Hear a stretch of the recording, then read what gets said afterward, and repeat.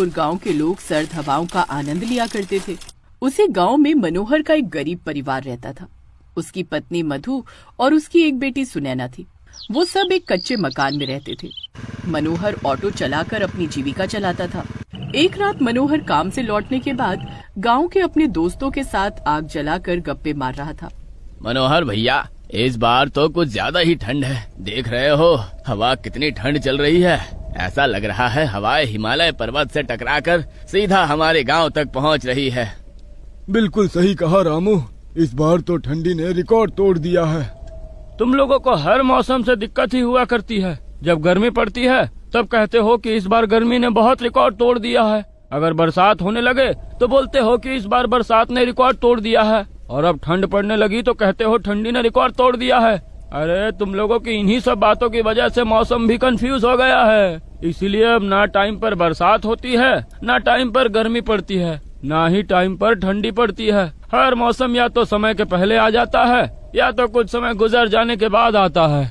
कुछ भी कहो, लेकिन गजोधर चाचा ने बात बिल्कुल पते की करी है। हम सबको हर मौसम बहुत प्यार से स्वीकार करना चाहिए। काहे मनोहर, तुम बड़ी बड़ी बातें हमसे सीख के इन गांव वालों को लपेट रहे हो। और बताओ, ऑटो चलाने में तो इस बार पिछवाड़ा कांप जाता होगा तुम्हारा। सही कहा चाचा, ऑटो चलाने में तो सच में पिछवाड़ा कांप जाता है। आजकल तो बीच बीच में कभी बर्फबारी भी होने लगती है तो सामने से दिखाई भी नहीं देता। तभी वहाँ पर भागते भागते एक बच्चा आया। अरे रामू काका, तुम यहाँ बैठे हुए हो। तुम्हारी बिटिया बहुत बीमार है, उसकी आंखें ही नहीं खुल रही है। अरे मेरी बिटिया को अचानक क्या हो गया? अभी तो सही सलामत छोड़कर आया था। चलो बेटा जल्दी चलो। चलो हम लोग भी चलते हैं। गजोधर चाचा तुम यहीं बैठो, आग तापो, तब तक हम लोग आते हैं। गजोधर चाचा को छोड़कर बाकी लोग वहाँ से चले गए। वहाँ पर जाकर देखा तो रामू की बच्ची बेहोश पड़ी थी। रामू जल्दी से इसे डॉक्टर साहब के पास ले चलना पड़ेगा। डॉक्टर साहब का घर तो यहाँ से 2 किलोमीटर है। मेरे पास तो कोई साधन भी नहीं है, कैसे चलेंगे? अरे चिंता मत करो, मैं जल्दी से अपना ऑटो लेकर आता हूँ। मनोहर उसी वक्त अपने घर पहुँच गया। पापा इतनी रात में कहाँ जा रहे हो? अरे रामू की बिटिया को पता नहीं अचानक क्या हो गया, उसे डॉक्टर के पास लेकर जाना है। हाँ तो जल्दी जाइए, इससे पहले कि उसे कुछ हो जाए। मनोहर ने तुरंत अपना ऑटो स्टार्ट किया और रामू के घर पहुँच गया। उसने रामू, उसकी बेटी और कुछ लोगों को अपने ऑटो में बिठाया और डॉक्टर साहब के घर पहुँच गया। मनोहर दरवाजा खटखटाने लगा। डॉक्टर साहब जल्दी से दरवाजा खोलिए। अरे डॉक्टर साहब सो गए क्या? तभी डॉक्टर की बेटी मोहिनी ने दरवाजा खोला। अरे अंकल आप, क्या हो गया? इतनी रात में आप हमारे यहाँ पहली बार? तभी वहाँ पर डॉक्टर साहब आ गए। क्या हुआ मोहिनी, कौन है ये लोग? क्या तुम इन्हें जानती हो? पापा ये मनोहर अंकल हैं। वो मेरी सहेली है ना नैना, जो मेरे स्कूल में पढ़ती है, उसके पापा हैं ये। डॉक्टर साहब ये रामू है, इसकी बेटी को देखिए ना, अचानक क्या हो गया। रिलैक्स, परेशान मत होइए, ठंड के मौसम में ऐसा हो जाता है। डॉक्टर साहब ने उसी वक्त रामू की बेटी का इलाज किया और कुछ ही देर में वो होश में आ गई। आपका बहुत बहुत धन्यवाद डॉक्टर साहब, लेकिन इसे अचानक क्या हो गया था? देखिए, अचानक मौसम बदला है, ठंड में बहुत सारे नए नए वायरस आ जाते हैं जिनसे हमें बचकर रहना चाहिए। इसे गर्म कपड़े पहनाना और गर्म पानी भी हर दिन पिलाना। ठीक है डॉक्टर साहब, अब हम चलते हैं। अरे आप मुझे बार बार साहब बोलना बंद कर दीजिए। आप तो मेरी बेटी की सहेली के पिता हैं, तो हम दोनों भी तो दोस्त हुए ना। अरे लेकिन आप तो भगवान का रूप है, मैं तो एक छोटा सा ऑटो चलाने वाला बस। ऊपर वाले ने हर एक इंसान को इम्पोर्टेंट बनाया है। सोचो, अगर आज तुम ना होते तो रामू की बेटी जिंदा ना होती। अगर इसे लाने में थोड़ी देर हो जाती तो इसकी सांसें रुक चुकी होती, लेकिन तुम्हारे ऑटो की वजह से ये जल्दी पहुंच गई। कोई साधन ही नहीं है। अब अपनी अहमियत समझ में आई तुम्हें? हाँ अंकल, अब आपको पापा की बात समझ में आई।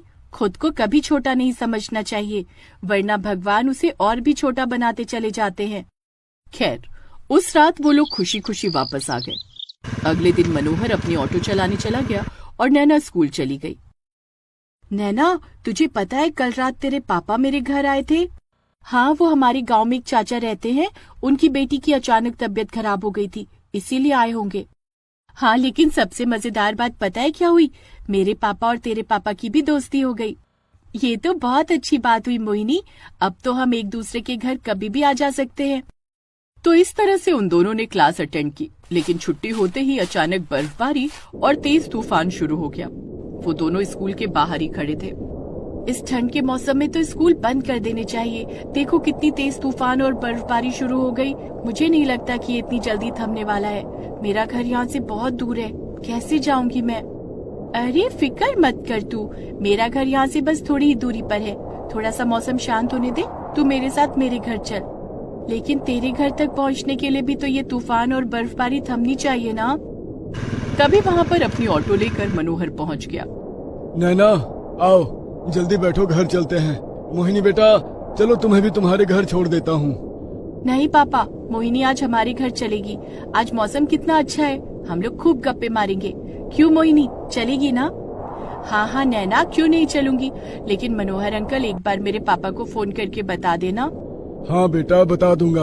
अब जाओ जल्दी से बैठो, वरना बर्फबारी और तेज हो जाएगी।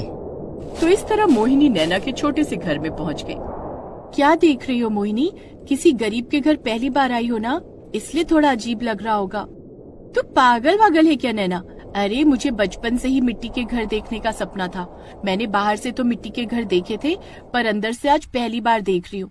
बहुत शांति मिलती है इनमें तो। तभी वहाँ पर मनोहर भी आ गया।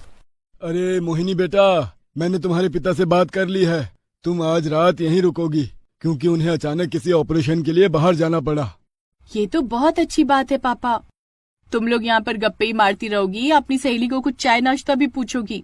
हाँ हाँ माँ, चलो हम लोग मिलकर मोहिनी के लिए चाय और पकौड़ी बनाते हैं। हम लोग अब इतने छोटे भी नहीं रहे कि कुछ काम ना कर सके। इतनी ठंड में अपनी माँ से मेहनत कराएगी तू।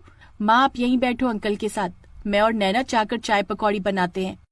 नैना और मोहिनी मिट्टी के चूल्हे में चाय और पकौड़ी बनाने लगी। देख रहे हैं आप, मोहिनी बिटिया कितने बड़े डॉक्टर की बेटी है, फिर भी वो यहाँ पर कितनी आराम से सब काम कर रही है। मधु, वो कहते हैं ना, जैसा परिवार होता है वैसे ही बच्चे होते हैं। मोहिनी के पिता भी बहुत अच्छे हैं। उन्होंने मुझे महसूस ही नहीं होने दिया कि मैं एक ऑटो वाला हूँ। थोड़ी देर बाद बहुत ही खुशी खुशी नैना और मोहिनी चाय पकौड़ी बना कर ले आई। माँ ये लो, आज आप मेरे हाथ की चाय और पकौड़ी खाकर देखो कैसी लगी। मोहिनी बिटिया, अब मुझे एक बात समझ में नहीं आई। तुम मुझे तो अंकल बोलती है, फिर नैना की माँ को माँ क्यों बोलती है? उन्हें भी तो आंटी बोला कर। अंकल, मेरे पापा ने बताया था कि मेरी माँ मेरे पैदा होते ही इस दुनिया से चली गई थी। मैंने अपनी माँ को आज तक नहीं देखा, इसलिए मैं आप में अपनी माँ देखती हूँ। मेरे पिता तो इस दुनिया में मौजूद हैं, इसलिए किसी दूसरे को मैं पापा क्यों बोलूं? मोहिनी के इतना बोलते ही सब लोग जोर जोर से हंसने लगे। करीब आधी रात के बाद बर्फबारी और तूफान बहुत तेज हो गया। तूफान इतनी तेज हो गया कि मनोहर का छोटा सा घर टूटकर बिखर गया। पापा, हमारा घर बर्बाद हो गया। बहुत तेज तूफान आ रहा है, देखो चारों तरफ बर्फबारी हो रही है। अब हम कहाँ जाएंगे इतनी रात में? मनोहर भागकर गांव के लोगों से मदद मांगने लगा। रामू, तूफान में मेरा घर उजड़ गया है। आज रात भर के लिए मेरी बच्ची और मेरी पत्नी को अपने घर पर सुला लो। अरे मनोहर, तू तो जानता है कि मेरा भी घर कुछ ज्यादा बड़ा नहीं है। मेरे घर में कुछ रिश्तेदार आए हुए हैं, एक इंसान की भी जगह नहीं बची है। आओ गजोधर चाचा से पूछ लो। मनोहर भागकर गजोधर चाचा के यहाँ गया, लेकिन उसने भी मना कर दिया। इस तरह पूरे गांव ने उसकी मदद करने से मना कर दिया। मनोहर ने तभी उन तीनों को ऑटो में बिठाकर उनके ऊपर कंबल डाल दिया। मोहिनी बेटा, माफ करना, हमें तुम्हें अपने घर नहीं बुलाना चाहिए था। ये सब मत बोलिए आप, मेरी एक बात समझ में नहीं आती। जब राजू चाचा की बेटी बीमार थी तब आपने उनकी आधी रात में मदद की, पर आपके इस गांव में किसी ने मदद क्यों नहीं की? सब मतलबी है मोहिनी इस गांव में। रात भर उन लोगों ने ऑटो में ही रात बिताई। सुबह सबसे पहले मनोहर नैना की सहेली मोहिनी को घर छोड़ाया। मोहिनी ने सारी बात अपने पिता को बताई। उसके पिता ने मनोहर का घर बनवाया। कुछ बोलने की जरूरत नहीं है, दोस्ती में ये सब चलता है। अरे मैं भी ऑटो का बिजनेस करना चाहता हूँ। मैं 10 ऑटो तुम्हारे नाम पे निकलवाता हूँ, जिन्हें तुम ही संभालोगे।